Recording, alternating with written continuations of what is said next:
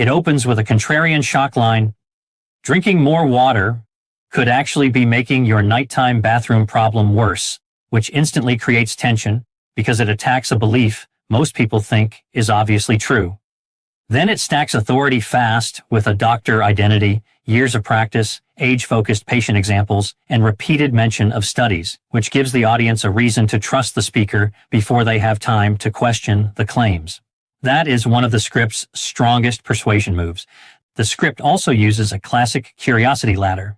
It promises 3 most powerful hydration habits, ranks them from 3 to 1, and repeatedly teases that number 1 will flip what the viewer believes. That countdown structure is not just organization, it is retention bait. Each section ends by opening the next loop, which pushes the listener forward. The tone is deliberately intimate and dramatic. Phrases like, "Your bladder fills up faster," "She felt like she had her life back," and "silent, invisible flood of fluid" turn a clinical issue into a vivid personal struggle. On the language level, the script mixes medical vocabulary with conversational reassurance. Words like vasopressin, nocturnal polyuria, and peripheral edema create authority, while lines like, "This is not a disease, it is biology," calm fear and make the message feel empowering. It also uses rhythm very well. Many sentences are built in threes, contrasts, or short emotional bursts. That makes the voice sound more human and more cinematic, which is why it feels like spoken YouTube content rather than written medical copy. Its biggest persuasive weapons are fear, relief, relatability, and specificity. Fear comes from sleep damage, aging, bladder stress, and hidden sodium. Relief comes from saying the problem may not be disease at all. Relatability comes from patients over 60, common drinks like tea and juice, and common daily habits. Specificity comes from numbers, names of universities, ages, percentages, and case stories. Whether or not every claim is medically verified, the script is designed to feel verified. That distinction matters. The script is not only informing, it is performing credibility.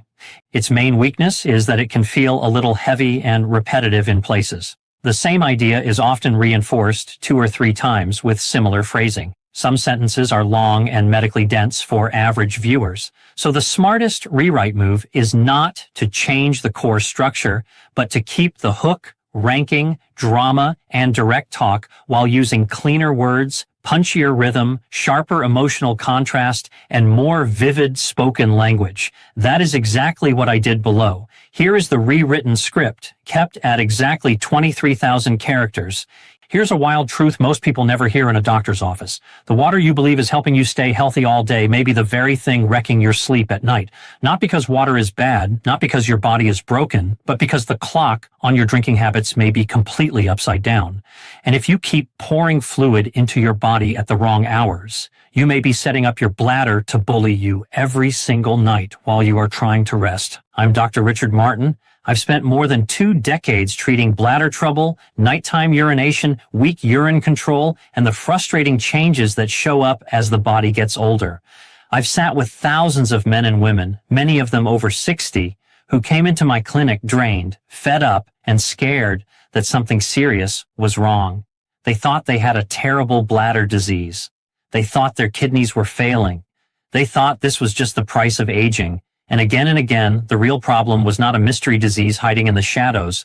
It was a simple, sneaky hydration pattern that nobody had ever explained to them clearly.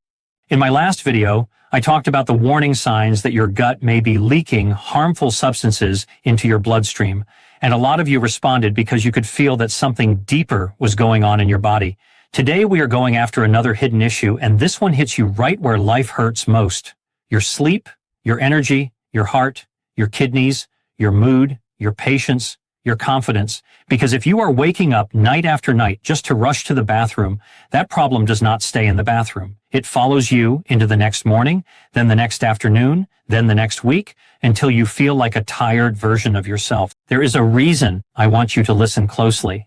A major study from Japan, published in 2019, found that changing the timing of fluid intake led to a dramatic drop in nighttime bathroom trips in older adults. No fancy drug, no surgery, no expensive machine, just smarter timing. Think about that for a second. The thing you may need is not less effort, it is better direction. That should light a fire in you, because it means this problem may be far more fixable than you were led to believe. Before we go any deeper, I want you to think about your own nights. How many times do you get up to pee after you fall asleep? Once, twice, 3 times, more? If you are over 60, pay even closer attention because the older body plays by a different set of rules. And tonight, I'm going to walk you through the 3 hydration habits that matter most, moving from the basic one many people overlook to the one that completely changes how you understand this issue. By the time we get to number 1, you may realize your bladder has been taking the blame for a problem that did not even start in your bladder. Do not skip ahead, because these 3 habits work together like gears in the same machine. Miss one, and the system is weaker. Use all 3, and you can create a serious shift in what happens after dark. Let's start with number 3, because this is where many people get slapped by surprise. Most people think the kidneys are just passive strainers. Water goes in, urine comes out, end of story. But that is not how the body works. Your kidneys are active, smart, rhythmic organs. They respond to your hormones. They respond to your posture. They respond to your wake and sleep cycle. During the day, when you are upright, moving, eating, thinking, and living, your kidneys are built to process fluid faster. They are in work mode. They filter blood more aggressively. They make urine more freely. That is normal. But when evening rolls in, your body is supposed to switch gears. As bedtime gets closer, a hormone called vasopressin rises. Some people know it as antidiuretic hormone. What matters is the job it does. It tells the kidneys to slow urine production. It helps the body hold on to more water. It makes urine more concentrated. It gives your bladder a break so you can stay asleep longer. This is not a trick. This is the original design. Now here is the ugly twist. If you drink a lot in the 2 or 3 hours before bed, you can bulldoze right over that natural signal. Your body is trying to turn the faucet down, but you keep pouring buckets into the system. So your kidneys keep pushing urine out, your bladder keeps filling, your brain is trying to sink into sleep, but your body keeps yanking the fire alarm. That is why so many people fall asleep just fine and then get jolted awake with that sharp, nagging, urgent pressure that says, "Get up now." This is not just theory. In one clinical study, adults with nighttime urination cut down their bathroom trips when they stopped drinking a few hours before bed. Another study found a big drop in nighttime urine volume when older adults restricted evening fluids. In plain language, your kidneys do better at night when you stop dumping last-minute fluid on them. This is one of the simplest changes you can make, and it is one of the most powerful because it works with your body instead of picking a fight with it. I remember a patient in her late 60s who was getting up 4 times a night. She was doing what many people think is healthy: herbal tea after dinner, a glass of water while watching television, juice with her evening snack, another sip before turning off the lamp. She was basically flooding her own night. We set one simple rule. Her bedtime was 10:30, so her fluid cutoff became 7:30. Not a harsh punishment, not a dry mouth torture test, just a firm stop for larger drinks. Within a few weeks, she was down to 1 bathroom trip. 1. She looked at me like I had pulled off some kind of magic spell, but it was not magic. It was timing. And age matters here more than most people realize. As people get older, nighttime vasopressin patterns often weaken. That means the body's natural ability to slow down urine production at night is not as strong as it used to be. So the same 2 glasses of water that your younger body could shrug off may hit your older bladder like a freight train. This is why so many healthy older adults say, "I swear I didn't used to have this problem." Of course you didn't. Your body was running a different hormonal script back then. So here is the move. Pick your bedtime, count back 2 to 3 hours. That is your cutoff for a meaningful fluid intake. If you need a tiny sip for a dry mouth or medication, fine, but do not turn that sip into a late-night mini swimming pool. Keep the last drink small, keep it uncaffeinated, keep it free of alcohol if you can, because both caffeine and alcohol can crank up urine production and poke holes in your nighttime control. If you master this habit alone, you may already notice a difference. But the next one is where the real game starts to heat up, because it is not only about when you stop drinking, it is about when you load your body in the first place. Number 2 flips a common habit on its head, and once you understand it, you may never drink the same way again. Most people with this problem are not drowning themselves with water all day long. Many of them are actually underhydrated. The problem is not just the amount. The problem is the pattern. They barely drink in the morning. They stay busy. They ignore thirst. They have a little at lunch. Then somewhere in the late afternoon, panic starts creeping in.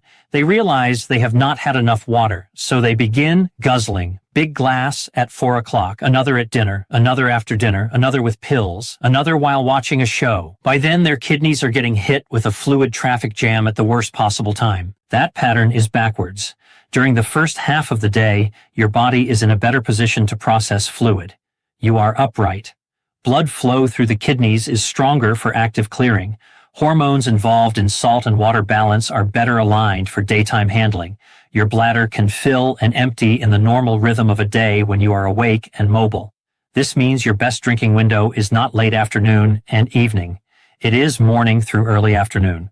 For most adults, daily fluid intake may land somewhere around 1.5 to 2.5 liters, depending on body size, activity, climate, and medical needs. But here is the key point.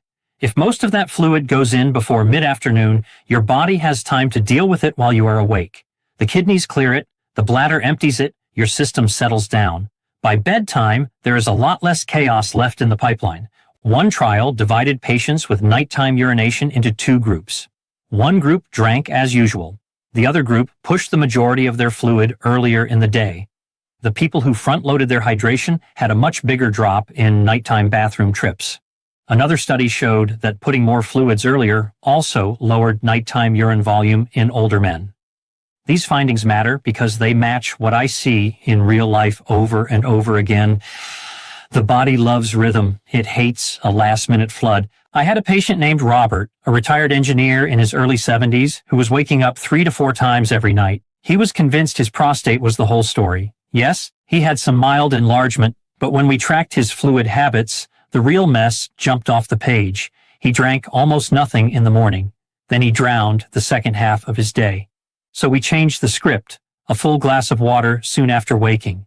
Steady drinking through the morning. More fluid around lunch. Then a gradual taper. No heavy evening catch-up. A firm stop before bedtime. In about 6 weeks, his nighttime trips dropped hard. He went from dragging himself through the day to feeling like he had gotten a piece of his life back. This becomes even more important after 65 because the sense of thirst often gets duller with age.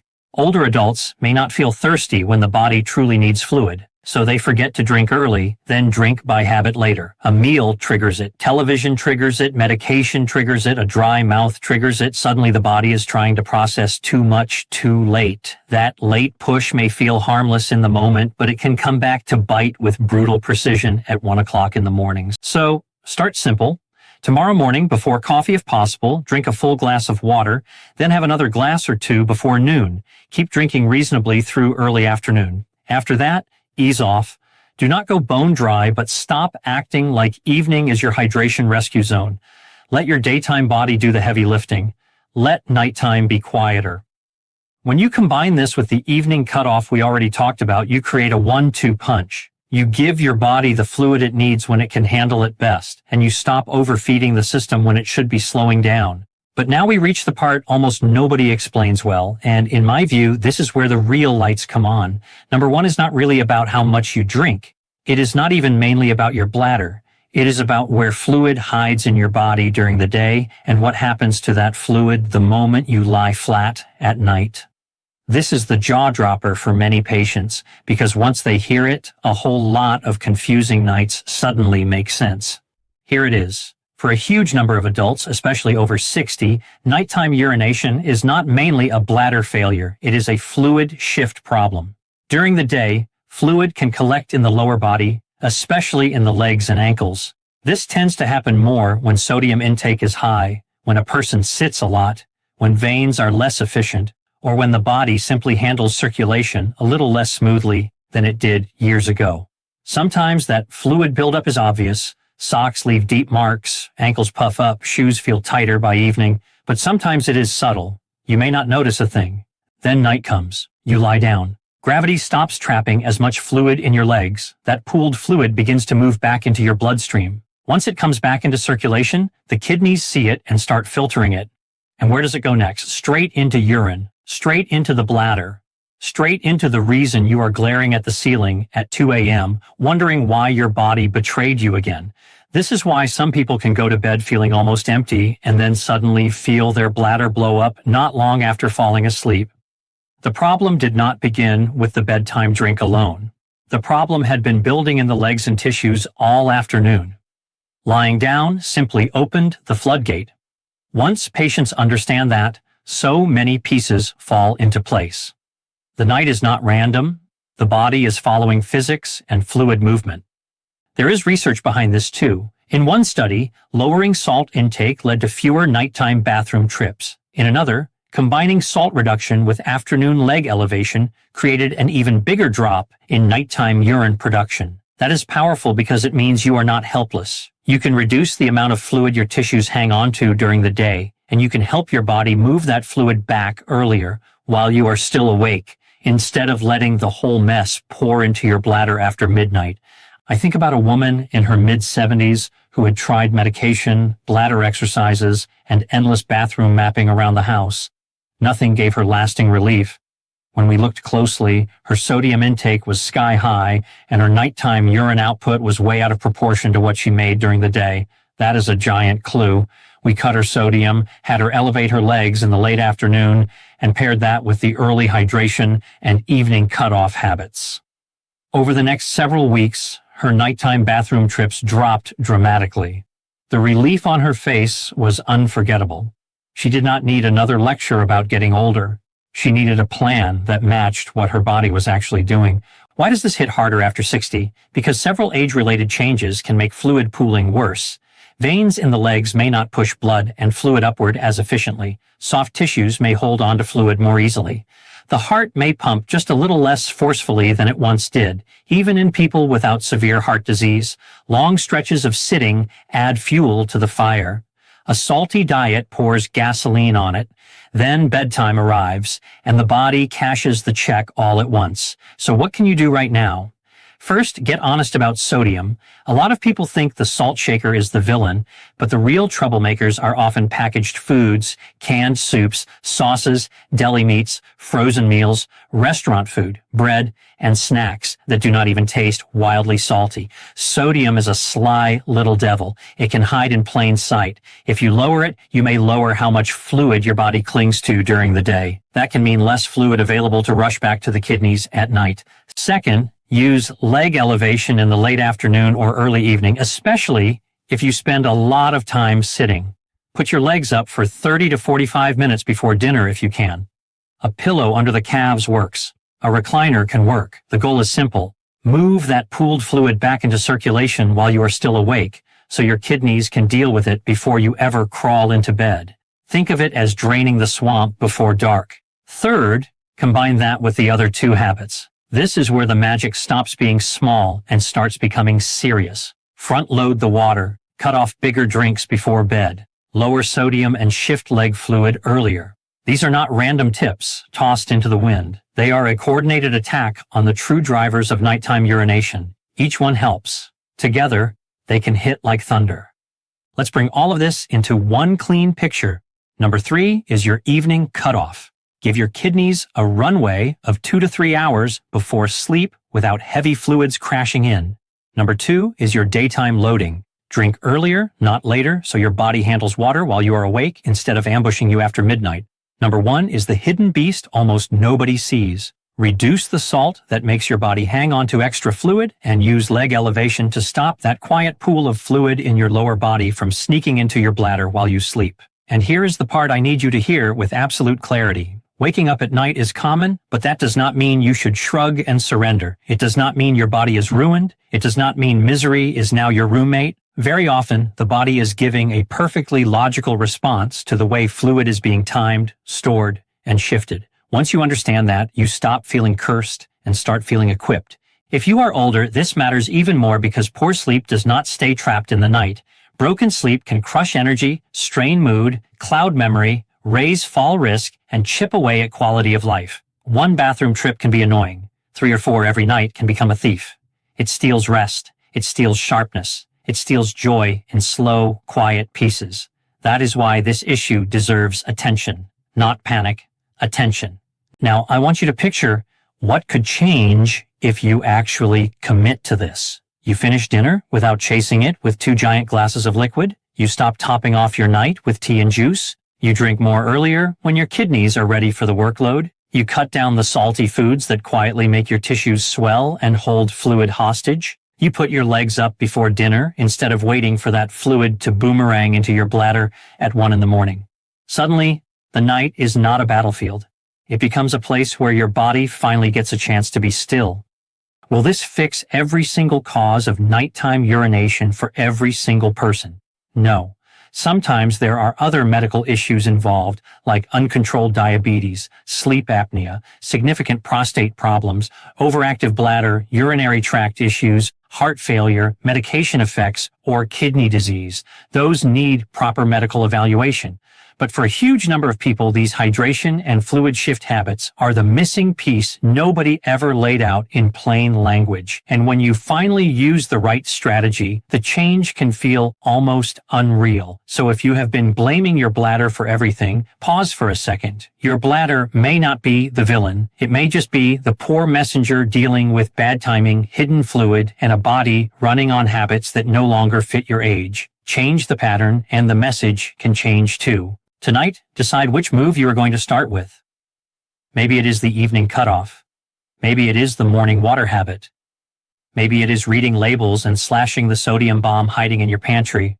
Maybe it is 15 minutes of leg elevation that turns into 30 once you realize how much calmer your night feels. Just start, because the body responds to consistency far more than wishful thinking. And let me say one more thing, because this matters deeply. There is nothing weak or foolish about needing to relearn how your body works in a new season of life. The rules change, hormones shift, circulation changes, sleep gets lighter. The body speaks a little differently. That is not failure. That is reality. And once you listen carefully, you can work with it instead of fighting blind. There is also a nasty chain reaction that people rarely connect to these nightly bathroom trips. Every time you wake up, you do not just lose a few sleepy minutes. You often lose the deeper stages of rest your brain and body were about to enter. Your heart rate changes, your body temperature shifts, your balance can be shaky, the room is dark, the floor is cold, your mind is foggy. For older adults, that mix can become dangerous fast. One rushed trip to the bathroom can lead to a stumble, a fall, a bruised hip, a cut arm, or a fear of going back to sleep. Then anxiety joins the party. Now you are not just waking because your bladder is full. You are waking because part of you is bracing for the next alarm. That is why this issue deserves respect. It is not only annoying, it can become a quiet wrecking ball for confidence, safety, and peace of mind. And here is the beautiful part. The body often responds faster than people expect once the pressure is taken off the system. When you stop hammering it with late drinks, it notices. When you give it fluid earlier in the day, it notices. When you stop feeding it salty, packaged, sneaky foods that make it clutch fluid like a miser clutching coins, it notices. When you lift your legs and let that trapped fluid move while the sun is still up, it notices. You do not always need a dramatic overhaul to get a dramatic result. Sometimes the huge shift begins with small daily moves repeated with stubborn consistency. That is where the turnaround lives. If this message hits home for you, hold on to this truth. Your body is not trying to punish you. It is trying to reveal a pattern. Once you see that pattern, you can interrupt it. Once you interrupt it, you can sleep more deeply. Once you sleep more deeply, everything starts to feel a little less heavy. Give this a fair test for 1 full week. Not one night when dinner was extra salty, not one night when you stayed up too late, not one night when you forgot and chugged water at 9 o'clock. A real week. Track what time you drink, what time you stop, how often you wake, and whether your ankles feel tight by evening. Patterns become obvious when you finally look at them. Guessing keeps people stuck. Tracking turns the lights on, and once the lights are on, smarter choices become much easier to make. Now. So take a breath, look at your habits honestly, and remember the 3 moves. Stop the late flood, push the bulk of your water earlier in the day, cut the sodium, and clear the trapped leg fluid before bed. It sounds simple, and that is exactly why so many people overlook it. But simple does not mean weak. Simple can be razor sharp when it is aimed at the real cause. And if you are one of the many people who has felt embarrassed, frustrated, or secretly frightened by how often you wake at night, I want you to hear this clearly. You are not alone. You are not broken, and you are not out of options. Your next better night may begin with something as small as the time you drink your next glass of water. If this opened your eyes, share it with someone who keeps losing sleep and does not know why. And the next time you head toward the sink at night, do not just ask what your bladder is doing. Ask what your whole body has been doing all day, because that is where the real story begins and where your turnaround can begin too.